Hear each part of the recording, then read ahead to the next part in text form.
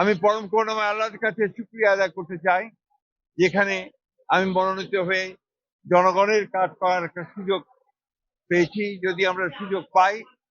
জনগণের ভালোবাসায় যদি আমরা নির্বাচিত হতে পারি,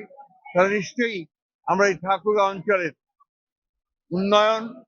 সামাজিক পরিবেশকে উন্নত করা, এখানে শিক্ষা প্রতিষ্ঠানগুলোকে উন্নত করা, আমাদের আর্থসামাজিক ব্যবস্থাকে উন্নত করা এবং অর্থনৈতিক যে কর্মকাণ্ড তাকে আরো বৃদ্ধি করা, মানুষের কর্মসংস্থান সৃষ্টি করা, এই বিষয়গুলোকে আমরা সবচেয়ে গুরুত্ব আরোপ করবো এবং আমাদের কৃষকদের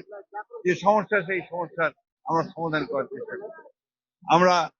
আগামী নির্বাচনে জনগণের কাছে, এই এলাকার জনগণের কাছে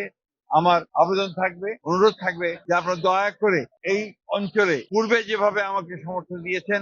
এখনো সেইভাবে সমর্থন দিয়ে আমাকে ধানের শীষে ভোট দিয়ে আমাকে আপনারা জয়যুক্ত করার জন্য আমাকে সাহায্য করবেন।